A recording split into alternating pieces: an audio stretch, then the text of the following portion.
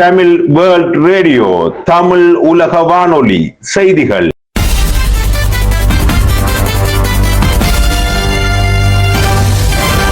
தலைப்புச் செய்திகள். வணக்கம். தமிழுலக வானொலியின் மதிய நேர பிரதான செய்திகளோடு இணைந்து கொள்ளும் நான் லபிதா தர்மசீலன். புதுக்குடியிருப்பில் பாடசாலை மாணவர்களுக்கு இடையில் மோதல், மூவருக்கு விளக்கமறியல்.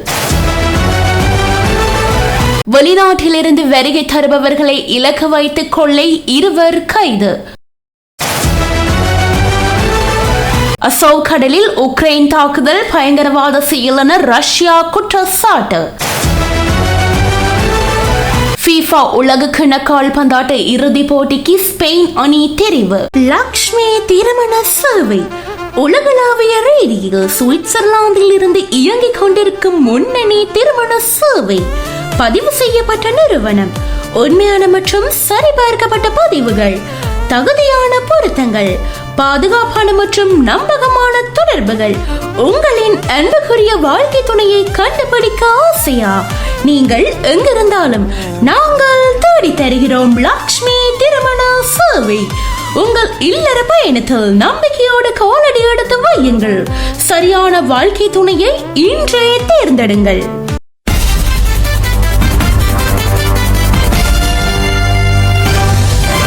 உள்நாட்டு செய்திகள். யாழ் காரை நகரில் வெளிநாட்டிலிருந்து வருகை தருவோரின் வீடுகளை இலக்கு வைத்து மேற்கொள்ளப்பட்ட திருட்டு சம்பவங்களோடு தொடர்புடைய 2 யாழ்ப்பாண மாவட்ட குற்றத்தடுப்பு பிரிவினரால் கைது செய்யப்பட்டுள்ளனர்.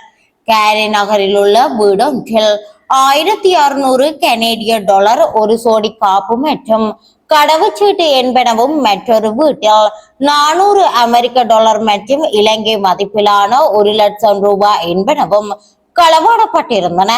திருட்டு தொடர்பாக வீட்டின் உரிமையாளர்களால் மேற்கொள்ளப்பட்ட முறைப்பாட்டிற்கு அமைய யாழ் மாவட்ட குற்றத்தடுப்பு பிரிவு போலீசார் விசாரணைகளை துரிதப்படுத்தி இருந்தனர். அதன் அடிப்படையில் காரை நகரை சேர்ந்த 20 மற்றும் 26 வயதுடைய 2 இளைஞர்கள் கைது செய்யப்பட்டுள்ளனர். சந்தேக நபர்களிடமிருந்து களவாடப்பட்ட பணம், நகை என்பனவும் போலீசாரால் மீட்கப்பட்டுள்ளன. சந்தேக நபர்களை மேலதிக விசாரணைகளின் பின் நீதிமன்றத்தில் முற்படுத்த போலீசார் நடவடிக்கை எடுத்துள்ளனர்.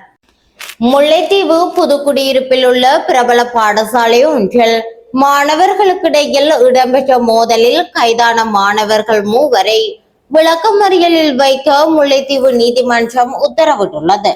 குறித்த பாடசாலையில் உயர்தரத்தில் புதிதாக இணைந்திருந்த 3 மாணவர்கள் மற்றொரு வகுப்பறைக்குள் நேற்று நுழைந்து அங்கு கல்வி கற்றுக் கொண்டிருந்த மாணவர்களை இரும்பு கம்பிகளால் தாக்கியுள்ளனர். இந்த தாக்குதலில் பலத்த காயமடைந்த 2 மாணவர்கள் புதுக்குடியிருப்பு ஆதார வைத்தியசாலையில் அனுமதிக்கப்பட்டு பின்னர் மேலதிக சிகிச்சைக்காக முல்லைத்தீவு மாவட்ட மருத்துவமனைக்கு மாற்றப்பட்டனர். இந்த நிலையில் தாக்குதல் நடாத்திய 3 கைது செய்த போலீசார் சந்தேக நபர்களை முல்லைத்தீவு நீதிமன்றத்தில் முன்னிலைப்படுத்தினார். இந்த நிலையில் 3 எதிர்வரும் 21ஆம் திகதி வரை விளக்கமறியலில் வைக்க முல்லைத்தீவு நீதிமன்றம் உத்தரவிட்டுள்ளது.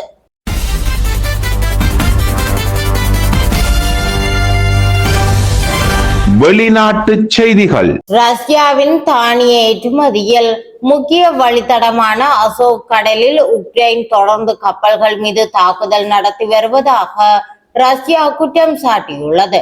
உக்ரைனின் ட்ரோன் படைகள் ஒரே இரவில் 5 எண்ணெய் டேங்கர்கள் மற்றும் 5 சரக்கு கப்பல்கள் உட்பட 11 ரஷ்ய கப்பல்களை தாக்கியுள்ளதாக உக்ரைன் தரப்பு தெரிவித்துள்ளது.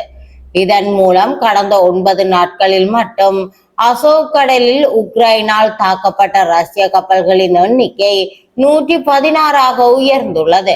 இந்த தொடர் தாக்குதல்களால் அசோவ் கடலில் கப்பல் போக்குவரத்து கடுமையாக பாதிக்கப்பட்டுள்ளது. ரஷ்ய வெளிவிவகார அமைச்சர் செர்ஜி லாவ்ரோவ் உக்ரைனின் இந்த நடவடிக்கையை பயங்கரவாத தாக்குதல் என விமர்சித்துள்ளார்.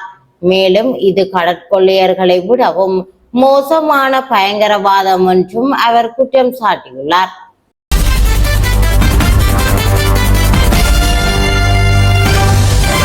விளையாட்டுச் செய்திகள்.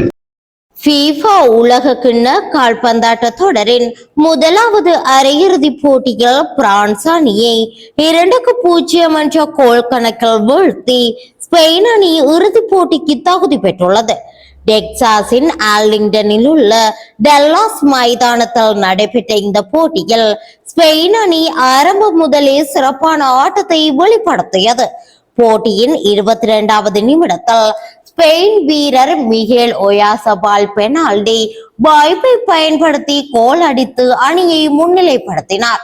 தொடர்ந்து போட்டியின் 2வது பாதியில் 58வது நிமிடத்தில் டேனி ஓல்மோவின் உதவியுடன் பெட்ரோ போரோ 2வது கோலை அடித்து ஸ்பெயினின் வெற்றியை உறுதி செய்தார். நடப்பு தொடரில் பிரான்ஸ் அணி முதல் முறையாக எந்த ஒரு கோலையும் பெறாமல் பின்தங்கி இருந்தது. தனது வலுவான தற்காப்பு ஆட்டத்தின் மூலம் பிரான்சின் கோல் போடும் முயற்சிகளை முறியடித்த ஸ்பெயின் அணி இறுதிப் போட்டிக்கு தகுதி பெற்றுள்ளது. இத்துடன் தமிழுலக வானொலியின் மதிய நேர பிரதான செய்திகள் யாவும் நிறைவடைகின்றன. வணக்கம்.